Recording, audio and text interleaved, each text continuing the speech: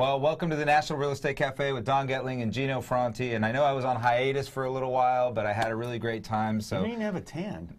It's the middle of winter. It was 30 degrees out there, man. That's my point. That's why I got fat. I ate pasta and lentils and, winter Gino food. just got back from Argentina if you missed yesterday's show, which you shouldn't, because remember, these are available to you daily. You can get them right to your phone. It's that easy. And if you did miss it, check out nrecafe.com. Everything gets cataloged on the website, so you can go back to any of our prior shows. 362 videos right now on YouTube. And you can check if we knew our stuff and if we were projecting correctly, because I know our crystal ball helps us out quite a bit.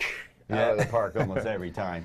So let's dive into today's presentation because it's relevant to yesterday's presentation. All right, so home sales are up in every price range. Look at that. That's right. So home sales are up dramatically over the last year in 5 of the 6 price ranges measured. And we're going to tell you why it is only 5 of the 6.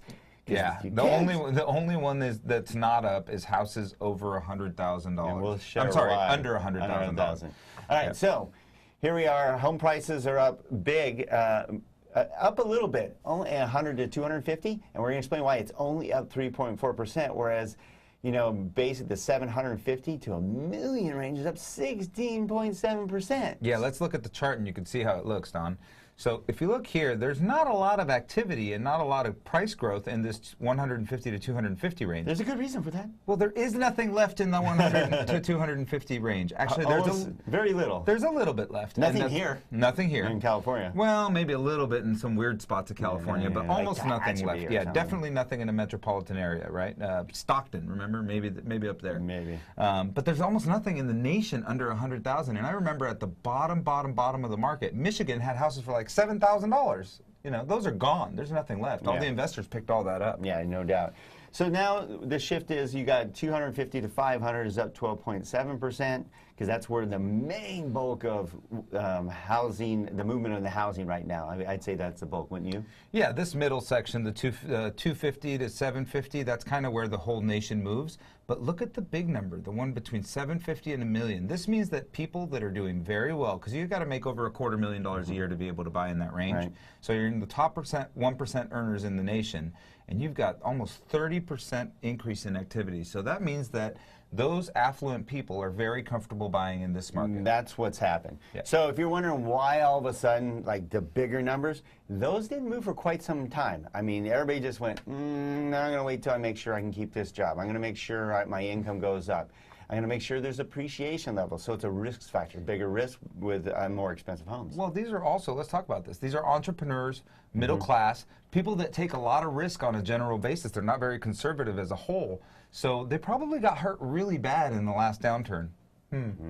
Yeah, we know that. But they're back, and they're buying, and they're making money again, and things are good, and the economy's fairly robust. I mean, there's still some soft spots and a couple of things, but globally, we're doing a great job. Okay, so one last tip here on this next slide, because if, with the market so hot, we've been telling you how hot it is. If for some reason your house isn't moving, what's the tip? You got to talk to your agent. You got to see if it's priced appropriately. Are they doing a good job of marketing? Are you trying to sell it yourself?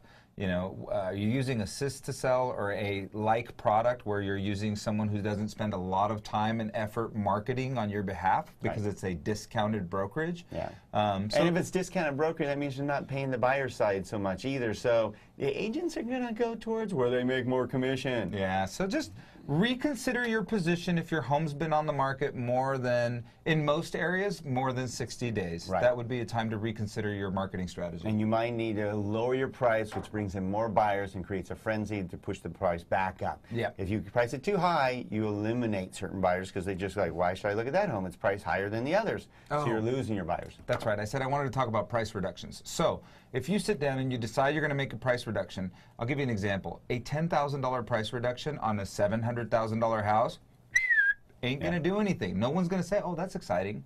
At least 25 on something like that. Of course, the less expensive homes, proportionately, discuss that with your agent. But remember that listing price is a marketing tool. So not exactly what you're going to get. You want to get as many eyeballs as you can onto your home. All right. And we like your eyeballs being part of the National Real Estate Cafe. We'd like you to share it with your friends, please. For real estate agents, consumers, lenders, you all should be checking this out because it's good stuff.